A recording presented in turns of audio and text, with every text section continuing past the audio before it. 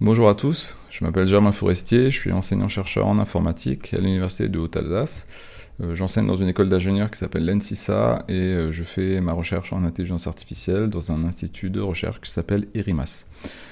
Aujourd'hui dans cette vidéo, on va parler de modèles de langage et plus spécifiquement de ChatGPT. Donc j'ai une manière un peu provocante de sous-titrer cette présentation, comment vont-ils révolutionner l'université, puisque ces modèles vont être de plus en plus utilisés. Je pense qu'ils vont fondamentalement changer la manière dont on travaille à l'université et dont on enseigne et dont les étudiants suivent leurs cours et produisent du contenu.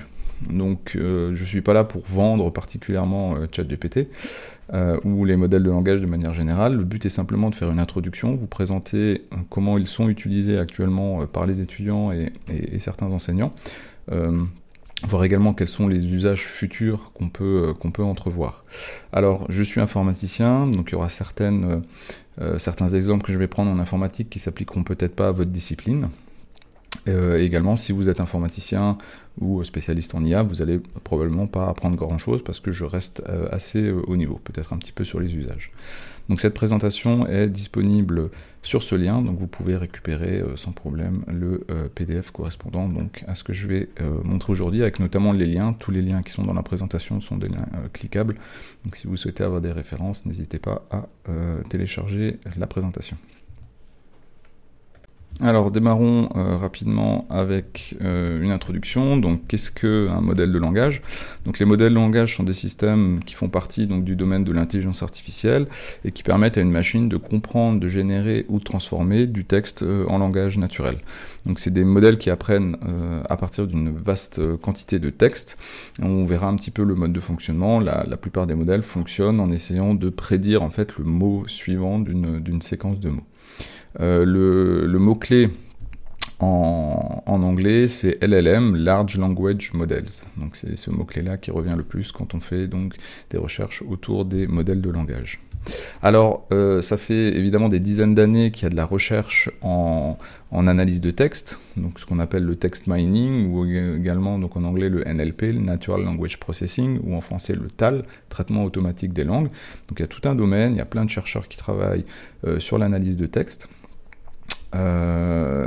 Et récemment, du coup, les modèles de langage sont arrivés dans ce domaine-là de l'analyse de texte. Ici, je fais juste un petit focus sur OpenAI, qui est donc l'entreprise qui propose GPT-4, simplement pour vous donner un petit peu la trajectoire.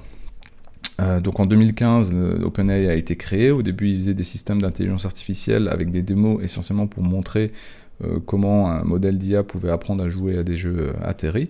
Et en 2017, il y a eu un papier de recherche, un article proposé par les équipes de Google Brains qui a eu un impact très fort, qui s'appelle Attention is all you need. Donc on proposait un mécanisme qu'on appelle les transformers et un mécanisme d'attention qui permet notamment d'augmenter significativement les performances dans les modèles d'analyse de texte. Et derrière, du coup, OpenAI a commencé à utiliser ces idées-là, donc pour sortir GPT-1 en 2018, GPT-2 en 2019 et finalement GPT-3 en 2020. Ensuite, il y a eu un autre papier qui est assez important qui s'appelle Large Language Models as Zero-Shot Reasoners. Ce papier est très intéressant parce qu'en fait, il montre également qu'indépendamment de la manière dont on construit le modèle, les interactions qu'on va avoir avec celui-ci, c'est-à-dire le texte qu'on va fournir, les questions que l'on va poser au modèle de langage, la manière de poser ces questions peut, de manière assez importante, influencer les réponses. On verra un exemple juste après. Et du coup, le 30 novembre 2022, OpenAI a sorti donc une version en grand public, on va dire, d'un modèle de langage qui s'appelle donc ChatGPT. Et donc depuis, en 2023, vous avez énormément de modèles de langage qui sont proposés, des petits, des grands, des multilingues, etc. Donc il y a vraiment une profusion actuelle de modèles de langage. Donc le plus connu, le plus utilisé reste ChatGPT, notamment pour son accès très facile, et notamment ses performances. Mais il y a plein d'autres initiatives qui sont en cours, et peut-être que dans quelques mois, on ne parlera plus du tout de GPT et de ChatGPT, mais d'autres modèles vont le supplanter. Alors je mentionne ici une présentation de Simon Willison, qui s'appelle Weird World of LLMs. Donc il y a une vidéo YouTube d'une demi-heure que je vous invite à regarder. Je me suis inspiré librement de quelques slides dans cette présentation. Donc voilà, si vous parlez anglais, n'hésitez pas à regarder cette présentation. Pareil, c'est une introduction un peu générale, mais qui est aussi super intéressante.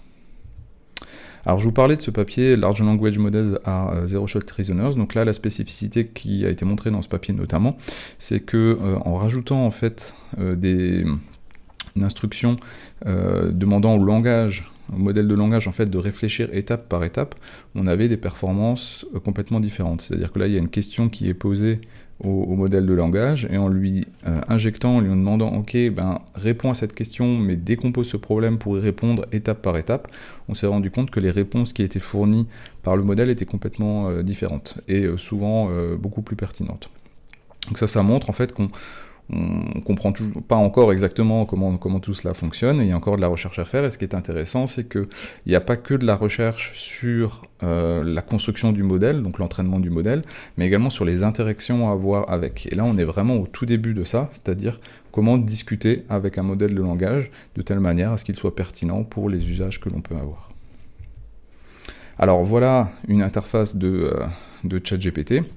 Si vous n'y êtes jamais allé, je vous invite, donc c'est simplement un site internet sur lequel vous pouvez créer un compte et sur lequel vous pouvez commencer à discuter sous la forme d'un chat avec un modèle de langage. Donc vous lui tapez un texte, vous lui posez des questions, donc là j'ai fait un exemple, je lui dis propose-moi un plan pour présenter les enjeux universitaires des modèles de langage et de ChatGPT, et donc il va me proposer quelque chose derrière.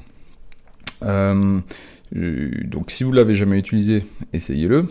Je vous fais simplement une note d'attention sur le fait que si vous vous inscrivez, c'est gratuit, vous avez accès gratuitement à un modèle qui s'appelle GPT 3.5, qui est déjà extrêmement performant, mais si vous payez derrière, donc ça coûte $20 par mois pour avoir un abonnement, vous avez accès à un modèle plus puissant qui s'appelle GPT-4. Moi, dans les interactions que j'ai pu avoir et sur les tâches que je lui ai données, GPT-4 est beaucoup plus puissant que GPT 3.5.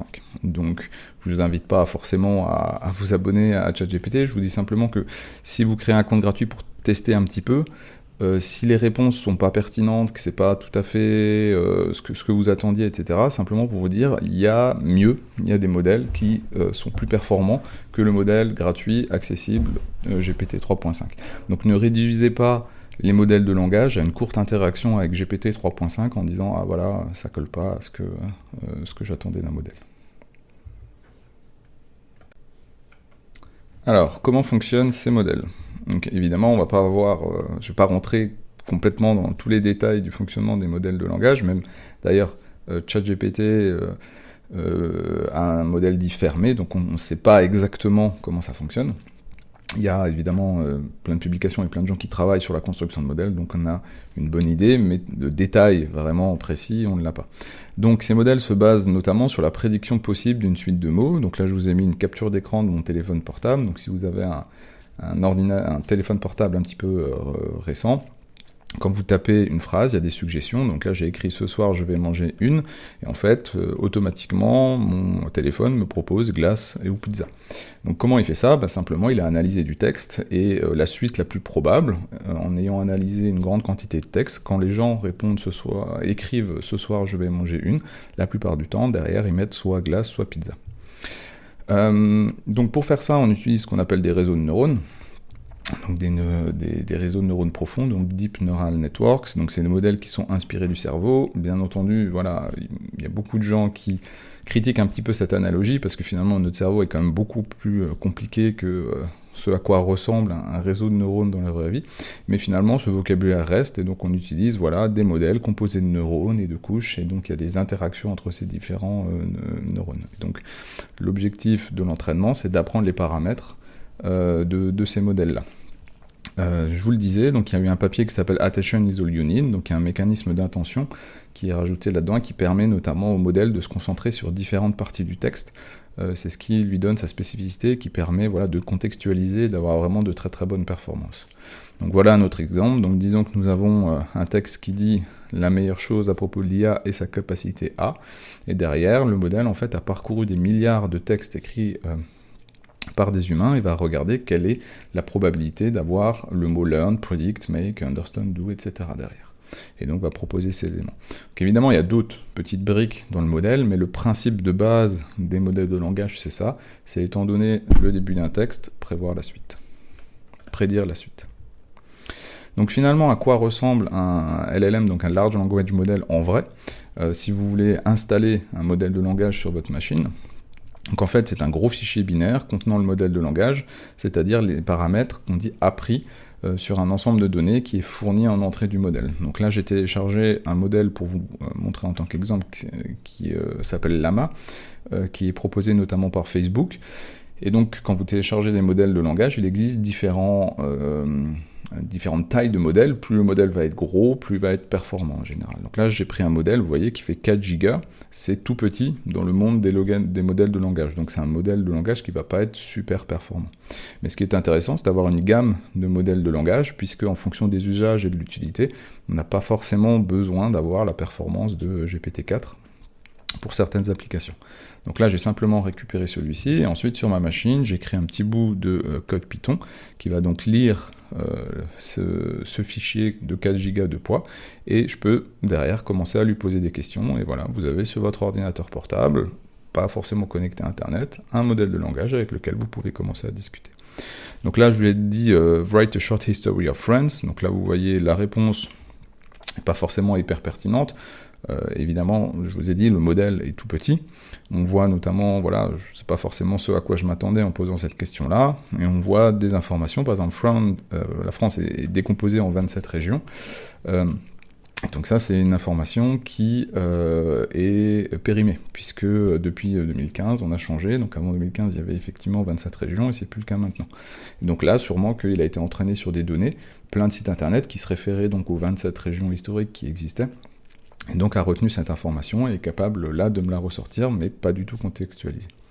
Donc là, voilà, le but c'est pas vous montrer que c'est bien, que c'est pas bien, mais simplement vous dire, voilà, à quoi ça ressemble. Finalement, ChatGPT c'est quoi? C'est un énorme modèle qui a été entraîné et qu'ensuite on peut charger et avec lequel on peut interagir. Alors, on se pose souvent la question, quelles sources de données ont été utilisées pour entraîner ces modèles-là? Pour ChatGPT, on n'a pas le détail précis. Ici, je vous ai mis une capture d'écran du papier de Llama, donc le modèle proposé par Facebook, la maison s'appelle Meta maintenant. Et vous avez donc un ensemble de jeux de données. Donc, par exemple, ils ont utilisé une partie de Wikipédia avec 80 gigas extraits de Wikipédia, 300 gigas extraits de GitHub, qui est un site sur lequel vous pouvez trouver notamment beaucoup de codes sources de programmes informatiques. Vous avez Archive, donc, qui contient des publications, des préprints, des publications scientifiques. Command Crawls, où vous avez donc ils ont aspiré une partie d'Internet. Et Books également, sur lequel on va retrouver notamment tous les livres ouverts du projet Gutenberg, mais également plein de livres pas forcément récupérés de manière ultra propre. Donc ça pose évidemment plein de questions sur les droits d'auteur. Est-ce que finalement ces entreprises ont le droit d'utiliser tout ce texte-là pour entraîner leur modèle de langage? Parce que finalement, elles ne recopient pas le texte, elles ne le rediffusent pas à l'identique, mais elles l'utilisent pour entraîner les modèles. En grosso modo, c'est par exemple récupérer une page Wikipédia, récupérer les phrases qui sont dans la page, et donc on peut entraîner le modèle, on prend une phrase, on enlève le dernier mot, et on dit au modèle, prédis-moi quelle est la suite de cette phrase. Et comme vous l'avez récupéré de Wikipédia, vous savez finalement ce qui est normalement attendu et qu'est-ce qui est cohérent de mettre, et donc comme ça vous pouvez donner des exemples et entraîner le modèle à être performant.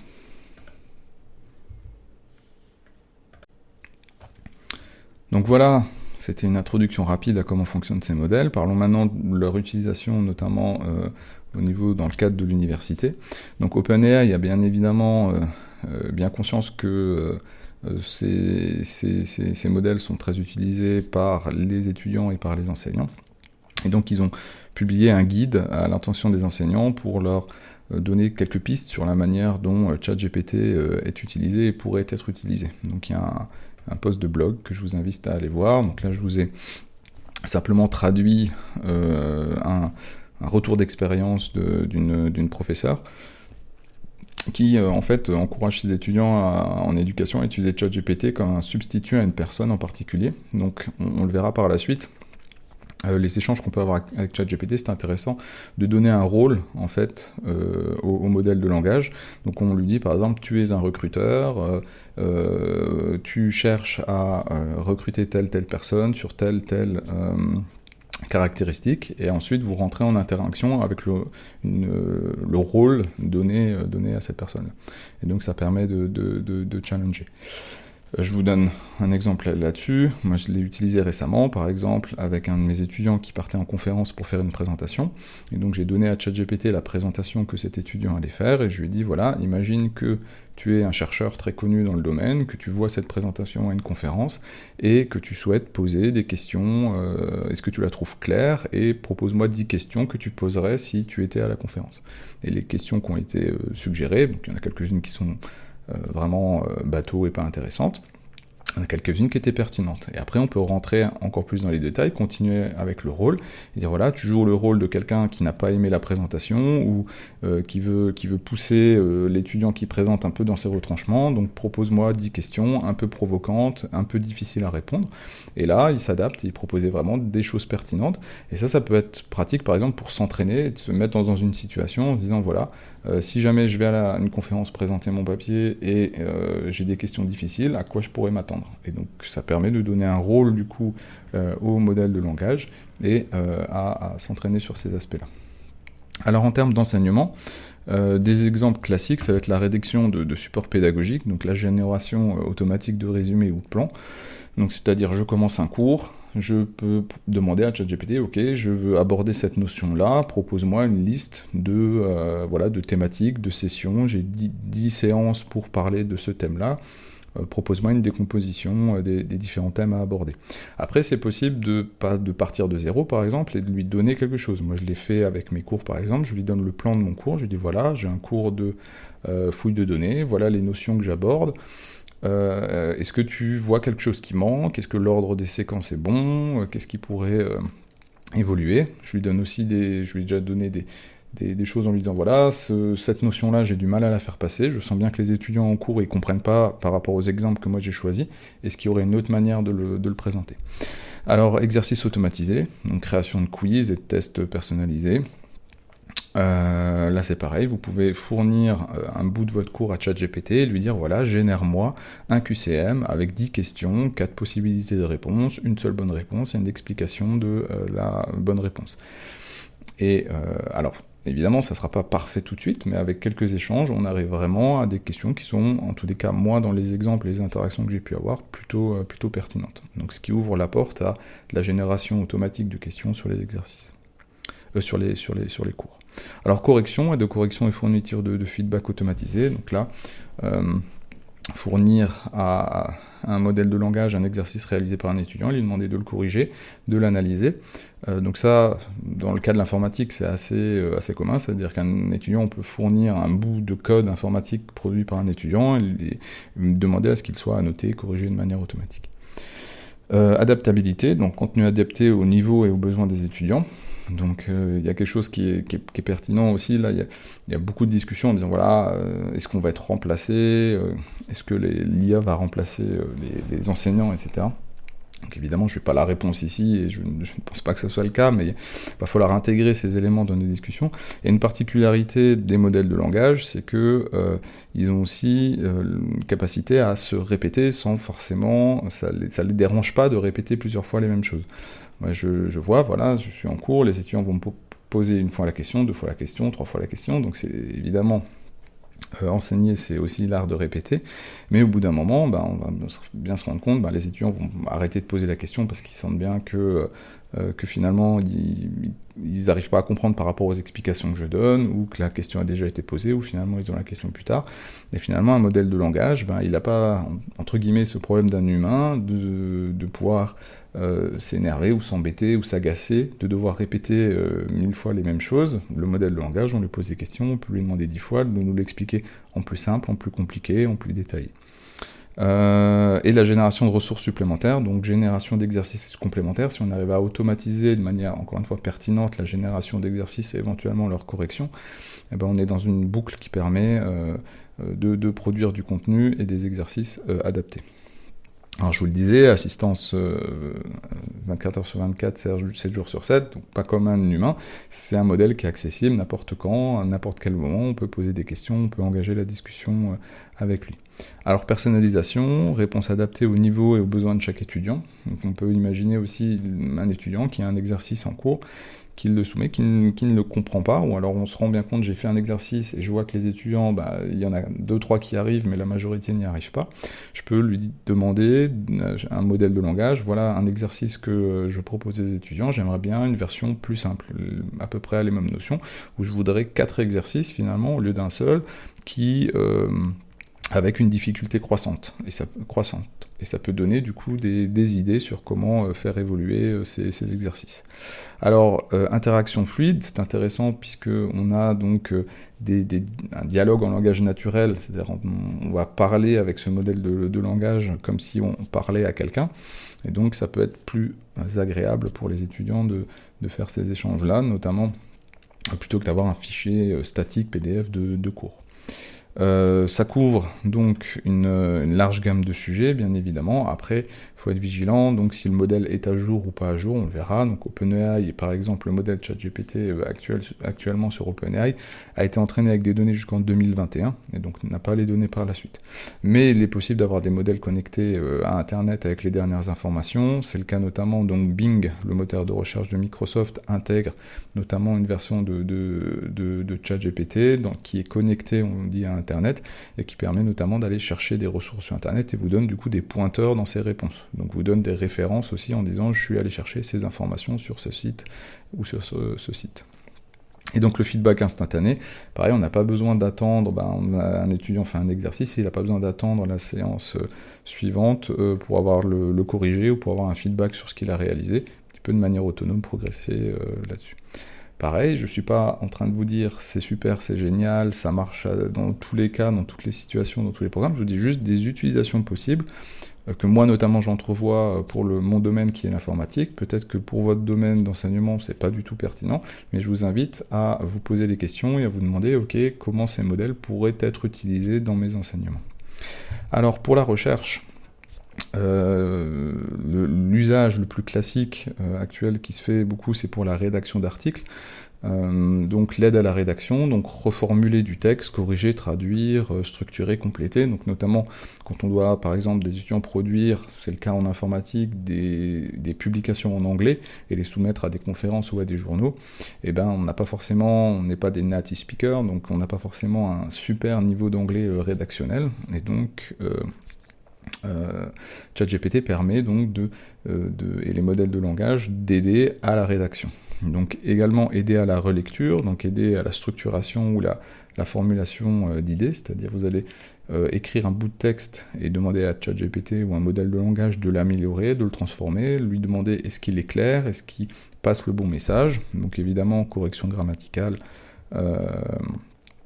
de manière assez évidente, puisque avec des milliards de pages lues, il peut vous corriger de manière assez pertinente du texte que vous lui fournissez. Il permet également de faire de la visualisation, donc de la visualisation de données, création et l'aide à la création de graphiques, et également du formatage de citations. Donc nous en informatique, voilà, on utilise des mécanismes qui font qu'on n'est pas vraiment contraint par ça, mais je sais qu'il y a dans beaucoup de domaines, il y a du temps qui est passé pour formater les citations d'un format à un autre. ChatGPT sait faire ça automatiquement de manière très pertinente. Alors, un mot sur les politiques éditoriales, donc notamment si vous voulez utiliser ChatGPT pour améliorer un article que vous allez soumettre. Alors, au tout début, quand ChatGPT est sorti, il y a des auteurs qui ont carrément mis ChatGPT comme un auteur de l'article.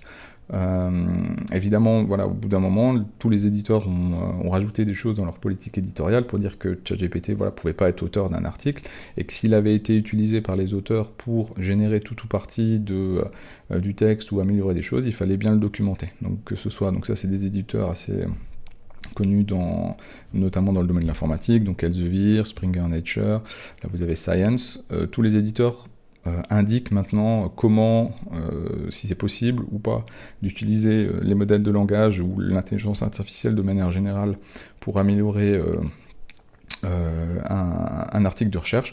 Donc moi je vous invite à bien regarder les politiques éditoriales. Souvent soit c'est c'est rarement complètement interdit, mais il faut le documenter, c'est-à-dire il faut dire à un moment donné dans l'article, dans une section, nous avons utilisé tel ou tel modèle pour améliorer tel ou tel paragraphe, ou alors demander directement à l'éditeur. Donc c'est pareil chez 3E, chez Wiley, ou sur le site d'Archives ouvertes, donc Archive. Donc là, je vous ai simplement mis ces petits extraits pour vous dire, soyez vigilants et regardez quelle est la politique dans les journaux ou les conférences où vous publiez. Alors, évidemment, quelques petits exemples, entre guillemets, humoristiques, simplement pour montrer que c'est utilisé actuellement pour améliorer des articles. Donc là, vous voyez, c'est un article de l'éditeur MDPI où, finalement, un des auteurs a oublié a fourni une phrase à ChatGPT, lui a demandé de l'améliorer, et en fait, en faisant un copier-coller, a copié aussi le mot-clé Regenerate Response, donc régénère-moi la réponse, qui est quelque chose qui est affiché automatiquement par ChatGPT dans le chat que vous avez avec. Vous avez également là un article qui a été publié dans un journal où on retrouve une phrase as an AI language model, donc qui est une phrase de réponse de ChatGPT qui dit parfois attention, je ne suis qu'un modèle de langage, je ne peux pas. Et en général, il répond ça s'il n'est pas capable ou s'il veut mettre des notes d'attention sur sa réponse. Donc c'est simplement vous dire que c'est utilisé actuellement. En tous les cas, en informatique, il y a énormément d'articles de recherche qui sont publiés ou soumis actuellement avec des usages plus ou moins intenses de ChatGPT ou de modèles de langage pour notamment améliorer la forme. Là, je ne parle pas forcément du fond, je parle de la forme. Après, sur le fond, je pense que ça dépend complètement des thématiques. Alors quelque chose qui revient souvent, c'est la question de est-ce que ChatGPT peut être créatif ou inventer des nouvelles idées. Donc il y a des travaux récents là-dessus qui montrent qu'il est plutôt bon aussi sur les aspects créatifs. Moi je vous invite, pareil, à challenger un peu ChatGPT, à aller interagir avec ces modèles de langage pour voir de quoi ils sont capables dans vos thématiques propres. Alors pour faire ça, pour échanger, il y a un domaine qui s'appelle le prompt engineering. Donc un prompt, c'est en fait le bout de texte que vous allez fournir à ChatGPT, donc l'échange que vous allez avoir avec. Donc c'est important parce que la manière dont vous allez interagir avec va vraiment influencer la pertinence des réponses que vous allez obtenir. Donc il y a des gens qui vraiment passent beaucoup de temps à définir des prompts de telle sorte à maximiser les performances des réponses des modèles de langage. Donc je vous donne un exemple, vous êtes enseignant, au lieu d'aller simplement dire « Ok, génère-moi un exercice sur ce thème-là », vous lui donnez d'abord un rôle en lui disant « Voilà, tu es un enseignant clair et pédagogue qui porte une attention particulière à adapter tes exercices en fonction du niveau de tes étudiants. » Donc ça, c'est un exemple très court, mais vous pouvez vraiment rallonger en donnant vraiment du contexte à votre question, de telle sorte à ce que le modèle puisse spécifier et avoir une réponse très particulière par rapport à ce que vous lui avez donné. Après, derrière, vous avez des échanges pour de la création d'exercices, pour du feedback sur un travail, pour du conseil pédagogique, pour la planification de cours, etc. Pour la recherche, pareil, vous imaginez utiliser ChatGPT par exemple pour avoir un avis sur un article de recherche. Vous pouvez lui dire « Tu es un chercheur qui cherche à critiquer de manière constructive les idées présentées dans le texte scientifique suivant ». Pareil, c'est très court, c'est simplement un exemple. Les prompts, on le verra, peuvent être beaucoup plus longs. Et après, il est possible de demander à ChatGPT « Résume-moi cet exercice, donne-moi des points forts, des points faibles, donne-moi des suggestions, comment on pourrait l'améliorer, est-ce que c'est clair, est-ce que c'est pas clair ?» Et après, là, le dernier un peu plus prospectif, donc comment ce travail sur la physique quantique se compare-t-il à d'autres études? Donc là se pose la question, effectivement, de la capacité de ces modèles de langage à être connectés aux dernières nouveautés, on va dire, dans nos domaines de recherche. Alors voilà un exemple de prompt qui peut être beaucoup plus long. Donc là, encore une fois, c'est un prompt que j'ai pris sur le site d'OpenAI dans le blog, sur comment enseigner avec ChatGPT. Donc vous voyez, je ne vais pas vous le lire, vous pourrez aller regarder, simplement pour vous dire que des prompts, c'est pas forcément une ou deux phrases, ça peut être vraiment quelque chose de très long pour donner vraiment du contexte, et ça change vraiment la donne.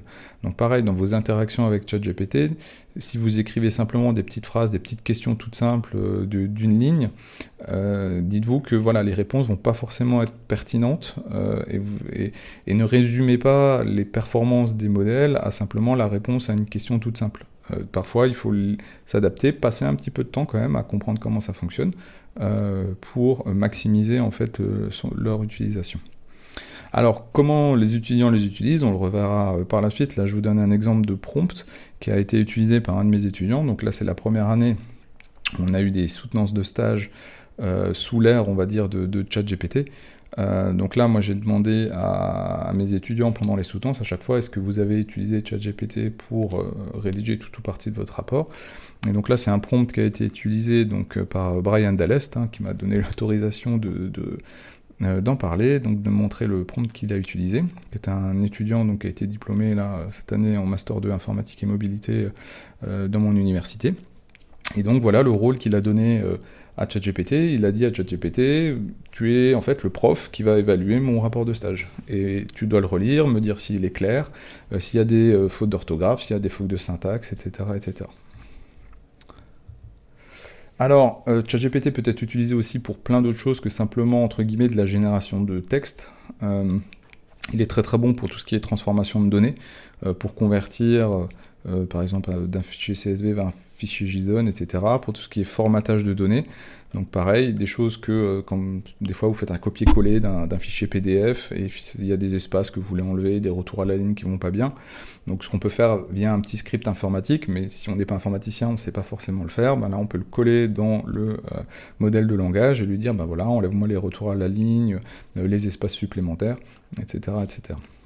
Il est très très bon pour de la génération de code. Donc pourquoi? Parce que finalement la syntaxe du code informatique est plus simple que la syntaxe du code, de la langue, donc du français et de l'anglais et des autres langues. Et donc il est très très bon pour générer automatiquement du code. Donc il est possible de lui dire génère-moi une fonction Python qui prend en entrée tel ou tel paramètre et génère et fait quelque chose. Donc exprimer en langage naturel ce que l'on souhaiterait qu'une fonction informatique fasse, et le modèle va générer du code pour le faire de manière automatique. On peut aussi lui donner du code, lui dire voilà, quelles sont les erreurs dans ce code-là, rajoute-moi des commentaires, etc., etc. Donc là, il y a des outils qui sont aussi intégrés dans les interfaces de développement, donc les IDE. Le plus connu, c'est Copilot de GitHub, que vous pouvez intégrer, et qui là, du coup, vous commencez à taper du code, et en fonction du nom que vous allez donner à une fonction, vous propose une génération de code liée à ça. Donc, fonctionnalités les plus utilisées, donc je vous en ai parlé, aide à la rédaction, transformation rapide de format, suggestion, assistance à des tâches d'automatisation. Alors, pareil, donc si vous êtes abonné à ChatGPT, donc de base vous avez accès simplement à GPT 3.5 et pas au plugin. Si vous êtes abonné pour 20$ par mois, vous pouvez accéder à quelque chose qui s'appelle les plugins, et vous avez un store, donc un magasin de petits plugins que vous pouvez installer qui rajoutent des fonctionnalités à ChatGPT. Donc typiquement, là je vous ai mis simplement un exemple. Par défaut, vous ne pouvez pas soumettre en fait des documents à ChatGPT, vous êtes obligé de faire des copier-coller. Il est possible d'en soumettre en passant notamment via Bing, mais directement sur ChatGPT, pour l'instant, on ne peut pas. Il existe un plugin, donc il en existe plusieurs, là j'en ai pris un. Simplement, si vous mettez un lien vers un fichier PDF, il est en capacité d'aller lire ce fichier. Donc là, je lui ai mis un lien vers un fichier qui correspond à une publication d'Alan Turing, et du coup, il va aller récupérer le texte qui est dans ce PDF-là, mouliner les infos, les pousser dans ChatGPT, et derrière je lui ai demandé un résumé, 3 points forts et 3 points faibles de cette recherche. Donc ne vous dites pas par exemple j'ai un cours de 50 pages en PDF que je fournis à mes étudiants, c'est trop long, ils n'arriveront jamais à le mettre dans un modèle de langage ou autre. Il suffit de le poser quelque part sur internet, de le pousser et de lui mettre l'URL, et du coup automatiquement c'est digéré par ChatGPT, on peut commencer à interagir et poser des questions sur le contenu de ce PDF. Alors, les étudiants dans tout ça, donc on en a déjà parlé un petit peu précédemment, même si je me suis plutôt concentré sur le côté enseignant. Donc simplement, sachez que vos étudiants utilisent déjà massivement ChatGPT. En tous les cas, pareil, en informatique c'est le cas. Je n'aurais pas la prétention de savoir dans tous les domaines, mais vu la couverture médiatique et le bouche à oreille, voilà, je pense qu'une très grande partie des étudiants ont entendu parler et ont déjà manipulé, voire le manipulent quotidiennement. Donc évidemment, c'est utilisé pour faire de la suggestion, donc aide à la structuration, à la formulation des idées, pour de la correction, donc de l'amélioration du style, de la grammaire, de la syntaxe pour du texte, pour chercher des références, donc suggestion d'articles ou de sources pertinentes, pour tout ce qui est visualisation, aide à la création graphique, notamment pour les rapports. Évidemment, cette année, donc, vous avez des lettres de motivation dans Parcoursup qui ont forcément été écrites tout ou partie avec ChatGPT. Alors quand je dis écrit avec ChatGPT, je ne veux pas dire... on va pas sur ChatGPT, on lui dit écris-moi une lettre de motivation pour un master. Il faut interagir un petit peu plus avec le modèle pour que ce soit pertinent, donc c'est vraiment un échange, et après ça peut être utilisé en fournissant un bout de texte et en demandant à ChatGPT de l'améliorer. Et ça se fait beaucoup, donc je vous invite à essayer de le faire. Prenez un petit bout de texte d'un de vos cours, d'une de vos publications de recherche ou autre, vous lui donnez, vous lui dites ok, réécris-moi ce texte de manière plus pertinente ou avec un ton un peu différent et regardez à ce qu'il est capable de faire. Donc évidemment les rapports de stage, moi cette année j'étais étonné par la qualité rédactionnelle de nos étudiants qui ont beaucoup progressé par rapport aux années précédentes, donc il n'y a quasiment plus aucune faute d'orthographe et tout est plutôt bien rédigé. J'ai aussi vu une différence, donc là c'est un peu humoristique, mais les mails d'excuses d'absence, donc notamment au mois de mai-juin, quand ça commençait à être très utilisé. Historiquement, j'avais des petits messages par mail, désolé, j'ai pas pu venir, etc. Alors que maintenant, j'ai des proses bien détaillées sur pourquoi les étudiants n'ont pas pu venir à mon cours. Pour les révisions, donc quiz automatisé, test personnalisé basé sur le contenu du cours, donc pareil, n'hésitez pas, allez-y, poussez un petit bout de votre cours dans ChatGPT et dites-lui, demandez-lui, posez-lui des questions. Encore une fois, moi je vous propose de le faire, je ne vous oblige à rien, hein, c'est simplement si vous voulez voir comment ça peut être utilisé et ce qu'il est capable de faire. Et donc de lui donner un bout de cours, de texte, et lui demander, invente-moi un quiz ou des questions sur ce thème-là. Résumé de cours, donc me dire, ok, quels sont les points les plus importants de ce cours-là, est-ce que tu peux me les résumer, me les expliquer. Clarification, j'ai pas compris cette notion particulière, comment tu pourrais me l'expliquer, ou me proposer des exercices me permettant de mieux comprendre. Ressources supplémentaires, on en a déjà parlé. Et planification, donc ça c'est un des usages. Vous pouvez dire à ChatGPT, voilà, j'ai tant et tant de matière à réviser cette semaine, j'ai un projet à faire, etc. Je voudrais m'organiser. Prépare-moi un plan de révision, sachant que voilà, je vais faire des pauses régulièrement. Le mercredi après-midi, j'ai sport, je peux pas réviser, etc., etc. Très utilisé pour l'apprentissage des langues également, donc évidemment il est très bon pour faire de la traduction instantanée de textes ou de phrases. Pour la pratique orale, donc conversation avec un modèle pour améliorer la prononciation et la fluidité. Donc il y a des modèles de langage, pas ChatGPT pour l'instant, mais qui vous permettent de lire en audio de manière automatique le texte qui est généré. Donc vous pouvez commencer en fait à voir, il y a des IA qui vous proposent des conversations en langage naturel comme ça, audio, directement avec un modèle. Évidemment tout ce qui est grammaire, donc exercice et correction pour les règles linguistiques. Vous avez un problème, vous voulez apprendre une notion de grammaire dans une langue, vous demandez au modèle de générer des exercices pour monter en compétence sur ce thème-là particulier. Culture, donc information, anecdote sur les cultures associées à la langue, ou immersion, donc scénario et dialogue de simulation dans des cas réels, je vous le disais. ChatGPT est plutôt bon quand vous lui donnez des rôles, donc vous imaginez par exemple, je suis en train d'apprendre le japonais, je vais me mettre un petit peu en difficulté, et donc je dis voilà, tu es mon patron dans une grande entreprise japonaise, et tu viens me questionner sur le dernier dossier sur lequel je suis en train de travailler. Et donc ça pousse, le modèle va arriver, va poser des questions, on va interagir avec, et ça permet de faire des mises en situation. Alors évidemment, tous ces modèles viennent aussi avec leur lot évidemment de challenges et de préoccupations que j'ai laissé volontairement un peu de côté pour l'instant dans la première partie de la présentation. Donc il y a évidemment du biais dans les données, donc les modèles apprennent sur des données existantes et peuvent donc perpétuer des biais sociaux et culturels en fonction de ce que vous donnez en entrée. Les biais qui existaient dans les données d'entrée vont probablement réapparaître dans ce qui est généré par les modèles. Il y a une vraie question en termes de responsabilité, donc qui est responsable lorsqu'un modèle fait une recommandation incorrecte ou nuisible. Donc là, la question est ouverte. Problématique de transparence, donc difficulté à comprendre comment un modèle prend une décision. Donc ça, il y a beaucoup de gens qui travaillent sur ces aspects-là, donc essayer d'expliquer comment un modèle arrive à décider, mais les modèles de langage sont tellement énormes actuellement qu'il est difficile finalement même de comprendre exactement comment ce modèle, certains modèles génèrent du texte. Et évidemment, il y a des problématiques d'utilisation malveillante, donc potentiel d'utilisation des modèles pour la désinformation et des activités illicites, puisque maintenant on a l'impression, entre guillemets, de discuter avec quelqu'un d'humain, et qui, à partir de quelques informations de contexte sur un échange, peut vraiment vous berner et vous faire croire que c'est quelqu'un qui existe. On peut très rapidement aussi tomber dans la surdépendance, donc un risque de dépendre trop fortement des modèles, notamment en réduisant la pensée critique. C'est-à-dire qu'au bout d'un moment, si on s'habitue à plus faire d'efforts intellectuels, de production textuelle, et ben on va perdre cette compétence-là. Et donc les gens vont devenir extrêmement dépendants au modèle de langage. Alors il y a des problèmes d'accès aussi, barrières technologiques ou financières limitant l'accès pour certains étudiants ou chercheurs. Je vous parlais déjà de ChatGPT qui est payant pour avoir accès à la version la plus performante, donc $20 par mois. Actuellement, donc il y a déjà une différence entre les étudiants qui utilisent la version gratuite de ChatGPT et les étudiants qui utilisent la version payante, puisque ceux qui utilisent la version payante peuvent générer, en tous les cas moi dans l'expérience que j'ai pu en avoir pour le domaine de l'informatique, des résultats qui sont beaucoup plus performants. Donc ça crée évidemment des différences. Conservation des compétences, donc risque de perdre certaines compétences humaines essentielles, puisque si on génère tout partie de ce qu'on fait avec ChatGPT, au bout d'un moment, si on ne fait pas l'effort intellectuel à un moment donné, de se dire c'est difficile, il faut que je passe du temps à faire ça. On a l'exemple par exemple pour la génération du code informatique.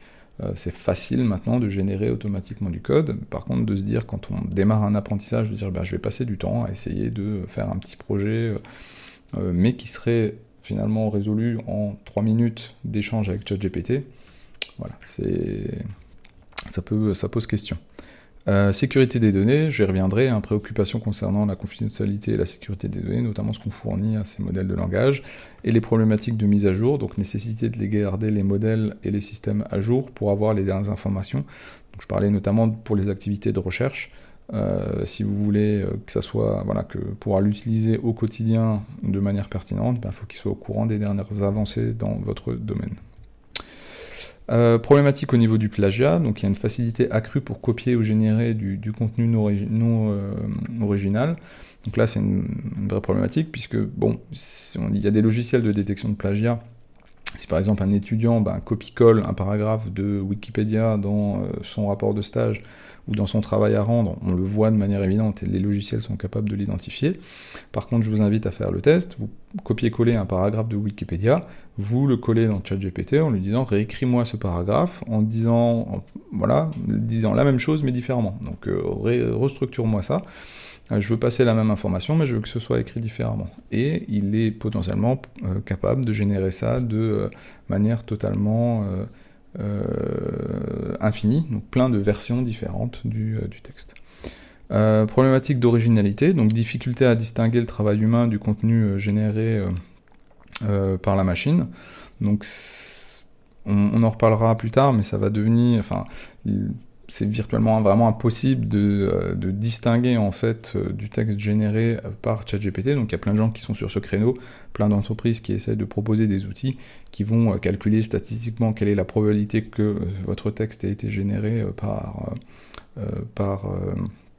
une intelligence artificielle. On n'arrive pas à obtenir des performances satisfaisantes. À mon avis, c'est illusoire de croire qu'on sera capable de détecter à 100% du texte généré par une intelligence artificielle.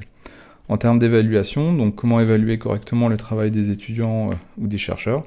Donc à partir du moment où on a commencé à utiliser ChatGPT pour générer, aider à rédiger ou générer tout ou partie d'un bout de texte, à quel point un auteur reste auteur de son texte s'il est généré tout ou partie par une intelligence artificielle. Pareil, des problématiques d'intégrité, donc risque de perdre de l'intégrité scientifique si finalement l'immense majorité du texte est générée par des intelligences artificielles, et crédibilité, donc comment s'assurer de la fiabilité des informations générées. On en reparlera, il y a des choses qui s'appellent notamment les hallucinations, et qui font dire vraiment n'importe quoi à certains modèles, et donc il faut garder quand même une certaine distance et une certaine critique par rapport à ce qui est généré. Donc, sur ces détecteurs d'IA, donc, vous avez dans l'aide d'OpenAI, il y a notamment un texte qui pose la question, comment je fais si je crois qu'un texte d'un de mes étudiants a été généré par ChatGPT ou par n'importe quel modèle de langage, et donc voilà, leur réponse est en bref non. Et je suis assez d'accord avec eux. Il y a beaucoup d'entreprises, évidemment, il y a un marché pour ça, hein, sur les détecteurs de textes générés par de l'IA. Il y en a quelques-uns qui sont sortis au début, grand public, notamment OpenAI, on en a proposé un qui marchouillait, mais donc plus on avance, plus, à mon avis, ça devient illusoire de se dire je serai en capacité de détecter ça. Donc évidemment, il y a toujours le ressenti en se disant je pense que l'étudiant est pas assez, je sais pas, son niveau d'anglais n'est pas assez bon pour m'avoir généré ce texte en anglais parfait, par exemple, ça on peut avoir cette intuition-là. Après, derrière, quelle décision pédagogique on peut prendre avec ça, je sais pas. En tous les cas, de mon point de vue, on n'aura pas de détecteur fiable à 100%, vu la quantité de modèles différents qu'il y aura et les différences qu'il sera possible de générer entre ces différents textes. Alors, quelque chose que j'ai appelé la pression par les pairs, c'est ce qui, à mon avis, va s'intensifier là au cours de l'année, qui est en fait une différence entre les gens qui utilisent de l'IA et des modèles de langage et les gens qui ne l'utilisent pas.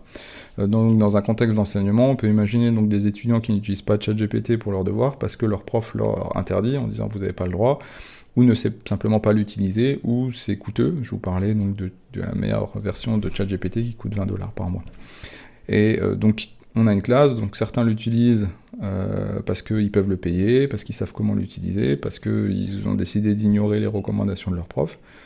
Et donc ils progressent plus rapidement et obtiennent des meilleures notes. Évidemment, c'est un scénario fictif, mais il est possible.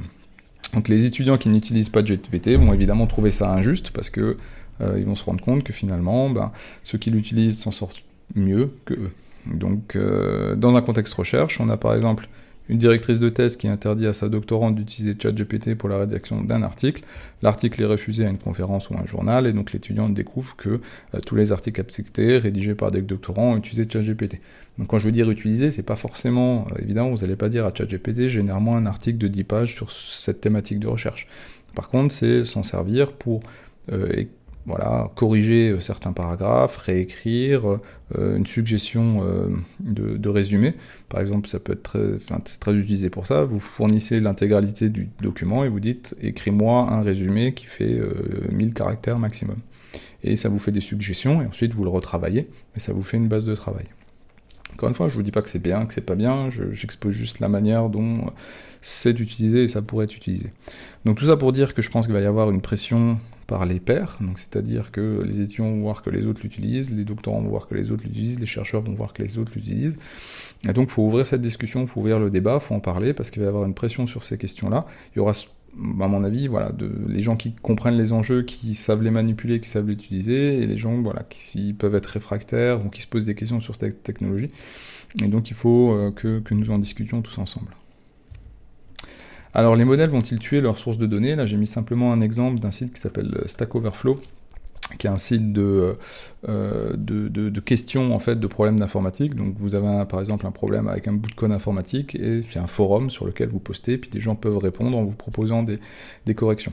Et donc depuis la sortie de ChatGPT, il y a eu une chute assez importante donc, du trafic sur ce site-là, parce que les gens se tournent plutôt vers ChatGPT en posant leurs questions, en disant voilà, j'ai un problème, ce code ne marche pas, comment je peux l'améliorer ou le corriger. Et pourquoi ? Parce qu'ils peuvent faire ça très facilement, très rapidement, il n'y a pas besoin d'aller poster sur Stack Overflow, il n'y a pas besoin d'attendre que quelqu'un voit la question et y réponde, etc., etc. Ce qui est problématique, c'est que les modèles de langage dans ChatGPT ont aussi été entraînés sur les données provenant de Stack Overflow, parce que c'est des très bons exemples de questions-réponses. Et donc là, la question c'est est-ce que ChatGPT n'est pas finalement en train de tuer un peu les données qui ont servi à l'entraîner, et puis on s'oriente vers, du coup, est-ce que ça devient intéressant de tout générer via ChatGPT. Donc on va se retrouver, si par exemple on l'utilise pour générer des mails, on aura un mail écrit avec ChatGPT qui répondra à un autre mail écrit avec ChatGPT, on aura un article de recherche écrit avec ChatGPT qui sera reviewé ou relu par ChatGPT, donc on est dans un mode un peu, pas très intéressant sur l'utilisation de l'IA, donc je pense qu'il y a un débat à avoir sur son utilisation et comment le faire de manière intelligente. Donc j'en avais déjà parlé un tout petit peu plus tôt, donc les hallucinations dans les modèles de langage, donc ça c'est quelque chose qui est connu et documenté, que les gens qui travaillent dans les modèles de langage essayent de comprendre, de maîtriser. Donc les hallucinations font référence à la capacité du modèle à générer des informations qui ne sont ni exactes ni basées sur des données réelles. Donc des fois le modèle hallucine et va vous inventer des personnes, des lieux, des citations, des références, des travaux de recherche inexistants, des personnages historiques qui n'ont pas existé, etc., etc.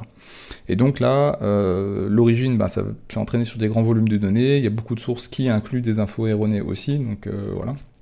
Il n'est pas possible, dans les milliards de textes qui sont utilisés pour entraîner ces modèles, de vérifier que tout est juste à 100%. Et après, voilà, le modèle lui-même dans son fonctionnement, comme il essaye de combiner des infos et de garder parfois une certaine forme d'originalité et de créativité, il peut inventer des choses. Donc après, il est possible de paramétrer les modèles, donc il y a des paramètres qui permettent de dire au modèle, je veux que tu sois plus ou moins créatif, et donc plus vous allez lui donner d'espace de liberté, plus il y a un risque d'hallucination, puisqu'il va laisser cours à son imagination, entre guillemets. Donc faut être vigilant sur ces éléments-là, et évidemment toujours rester quand même critique sur ce qui est produit par ces modèles. Un mot sur le coût énergétique. Donc il y a un coût énergétique élevé sur l'entraînement des grands modèles de langage. Donc les modèles, pour les entraîner, et donc aller aspirer toutes ces données, les donner en entrée et construire ces énormes modèles, ça consomme de l'énergie. Alors après, le coût d'utilisation est relativement limité, mais il peut augmenter rapidement en fonction du nombre d'utilisateurs, puisque finalement, comme les moteurs de recherche, au début quand on faisait quelques requêtes Google ça va, mais vu le nombre de requêtes qu'il y a par jour sur les moteurs de recherche, c'est consommateur d'énergie et donc de ressources. C'est pareil pour les modèles de langage. Quand il y avait quelques milliers de personnes qui l'utilisent, finalement ça va, mais là on passe à des millions, des dizaines de millions, des centaines de millions d'utilisateurs. Du coup, ça consomme de l'énergie. Il y a une vraie question sur le modèle économique d'OpenAI, puisque ça leur coûte beaucoup d'argent de faire simplement tourner le modèle tous les jours pour qu'il soit accessible. Donc, quelques solutions. Donc, optimiser les modèles pour réduire leur consommation d'énergie, donc avoir des modèles moins gourmands, réutiliser ou adopter des modèles préentraînés, ou bien évidemment ne pas les utiliser du tout.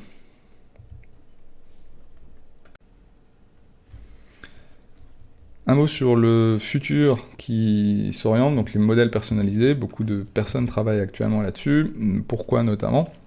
Donc si on regarde les conditions d'utilisation d'OpenAI, on se rend compte que finalement tout ce qui est mis dans ChatGPT peut être utilisé par OpenAI pour réentraîner les modèles. Donc tout le texte que vous fournissez dans un échange avec ChatGPT peut potentiellement être réutilisé.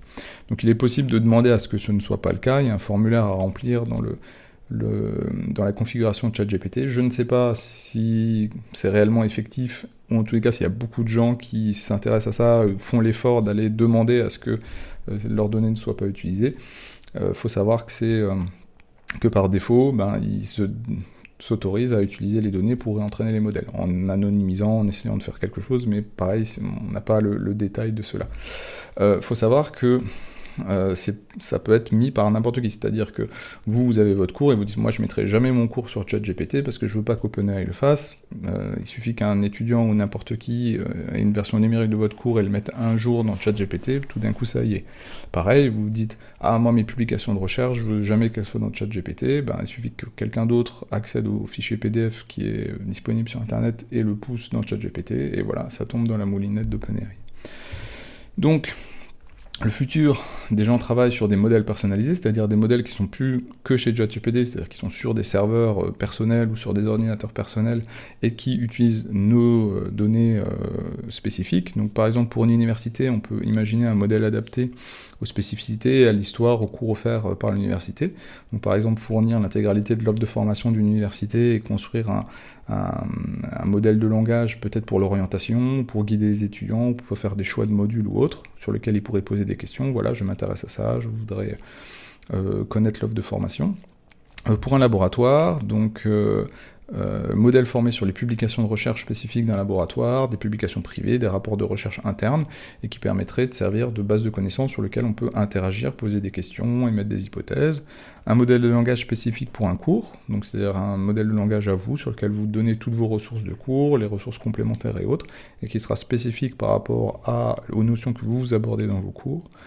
un modèle de langage spécifique pour un enseignant, donc un assistant personnel à la préparation de cours, où vous lui donnez toutes vos ressources, tous vos différents cours, et qui se personnalise en fait par rapport à votre manière de générer du contenu. Et en termes de perspective, donc avec la démocratisation de l'entraînement des modèles, chaque entité pourra avoir son ChatGPT personnalisé, adapté à son besoin. Donc là, beaucoup de gens travaillent, beaucoup d'entreprises essayent de faire ça. C'est pas trivial, mais ça arrive et ça sera disponible dans les prochains mois ou les prochaines années. Alors une autre manière de contextualiser et de personnaliser un peu l'expérience avec ChatGPT, il est possible dans la configuration de ChatGPT d'utiliser quelque chose qui s'appelle Custom Instructions, et donc on vous dit qu'est-ce que vous voudrez que ChatGPT sache de vous pour faire une meilleure réponse, et donc vous pouvez lui donner, en fait, lui dire voilà ce que je cherche en fait et ce que j'essaye de faire, donc lui dire je suis un enseignant dans tel et tel domaine, lui donner un certain nombre d'informations, et ce texte-là sera injecté en fait au début de chaque échange que vous pouvez avoir, chaque chat que vous pourrez avoir, afin de personnaliser les réponses qui vous seront fournies, et vous pouvez aussi lui donner des informations sur la manière dont vous souhaitez que les informations vous soient fournies en retour. Alors pour faire ces modèles personnalisés, donc on va partir d'un modèle existant, pré-entraîné. On peut faire soit ce qu'on appelle modèle dans l'intelligence artificielle du fine-tuning, c'est-à-dire que partir d'un modèle existant et l'améliorer avec des données spécifiques, et quelque chose aussi qui est très à la mode et qui marche plutôt bien, qui s'appelle LangChain, et qui permet en fait de prendre un modèle de langage, et ensuite vous prenez un ensemble de documents, vous les structurez, vous les donnez au modèle de langage qui va l'utiliser comme une connaissance a priori. Et donc derrière, vous allez pouvoir poser des questions au modèle, et il sera en capacité de se référer aux différents documents que vous avez fournis en entrée. L'objectif aussi derrière, c'est de la mise à jour. À mesure que des nouvelles données sont disponibles, le modèle peut être affiné et rester à jour. Donc le futur, donc les modèles personnalisés, il existe donc des modèles qui sont dits open source et dont le nombre augmente rapidement. Donc là où je vous ai mis la page ce qu'on appelle le leaderboard Open des LLM, donc les modèles de langage ouverts, qui est sur le site de Hugging Face. Donc on les appelle open source, ils ne sont pas toujours tous open source, il faut voir les conditions d'utilisation, les sources de données qui ne sont pas forcément révélées, etc. Mais en tous les cas, là, c'est pas pour vous dire que la quantité de modèles existants explose, et tous les jours vous avez des nouvelles versions, des nouveaux modèles qui sortent, mais donc c'est un domaine qui est vraiment très très à la mode. Donc ne résumez pas les modèles de langage à juste ChatGPT, qui est le plus connu bien évidemment, et le plus facile à utiliser pour tester, mais il y a plein de choses qui vont arriver dans les prochains mois et prochaines années sur ce domaine-là.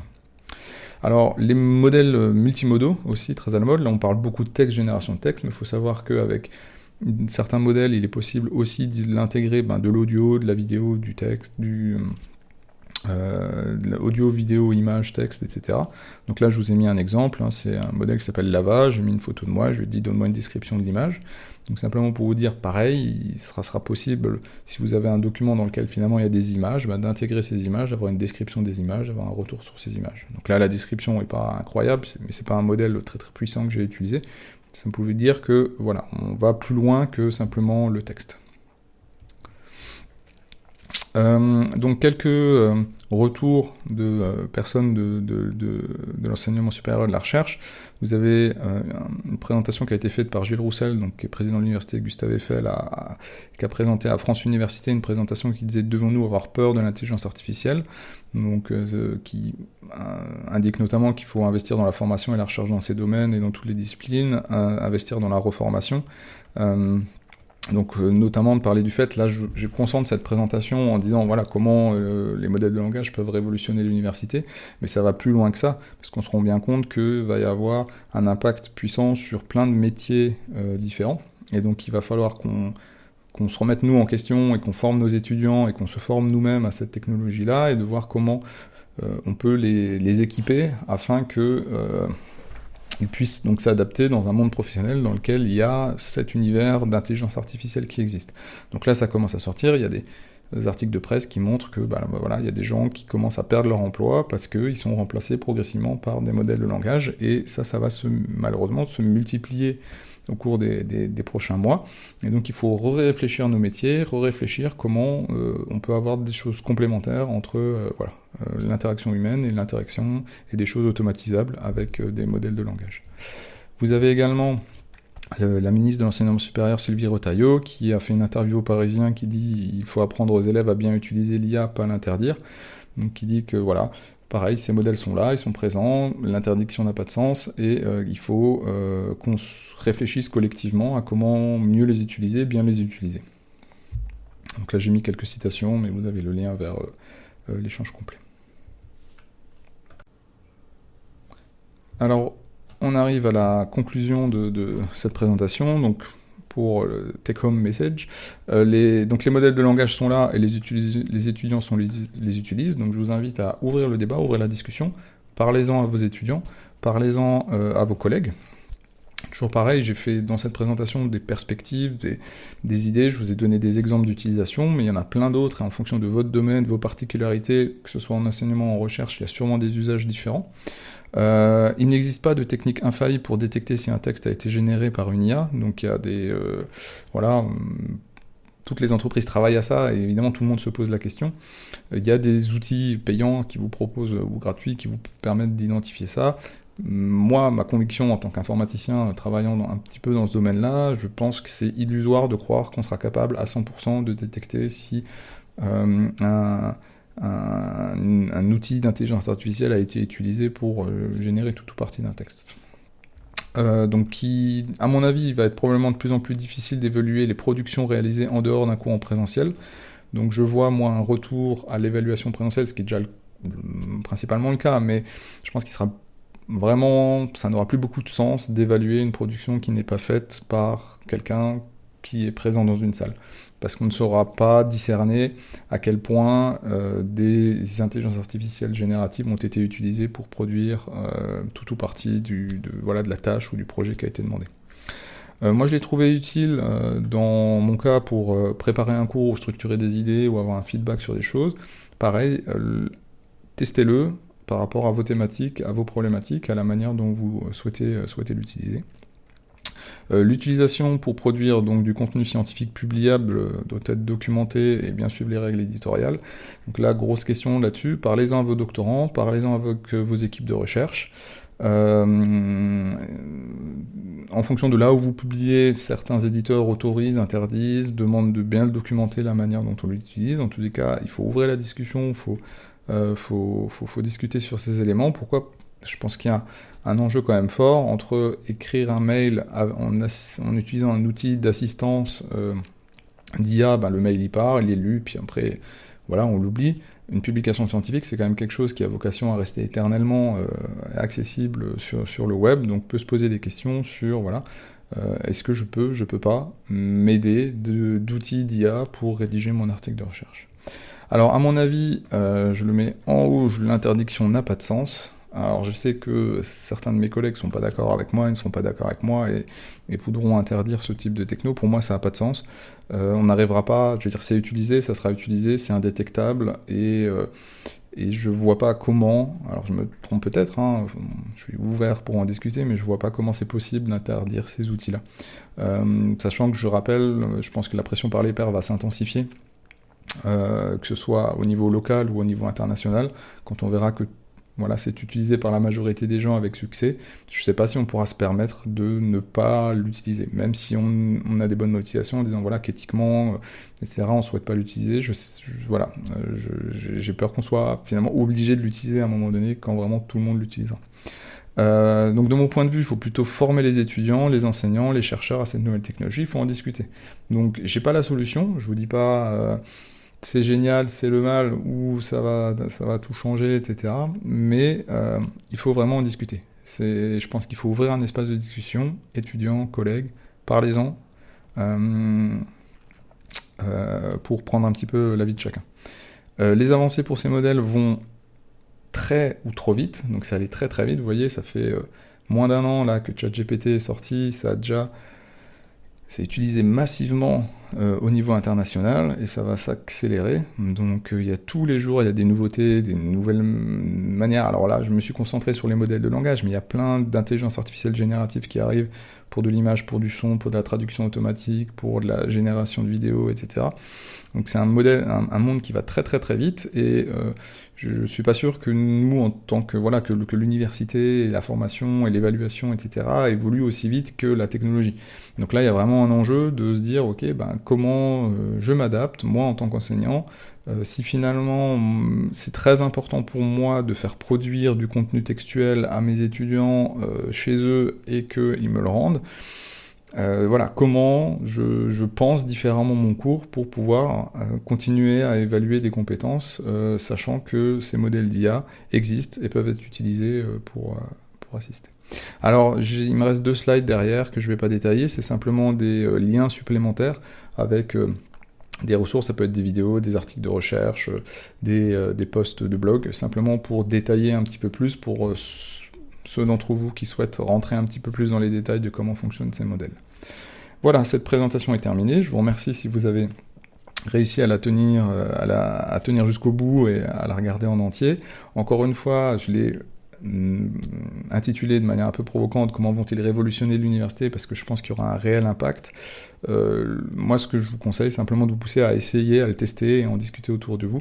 Et j'espère que collectivement, on pourrait se retrouver pour avoir des échanges sur la manière dont nous allons collectivement devoir nous transformer pour prendre en compte ces nouveaux modèles de langage qui maintenant sont présents. Voilà, merci à tous, peut-être à bientôt dans la vraie vie ou dans une autre vidéo. Au revoir.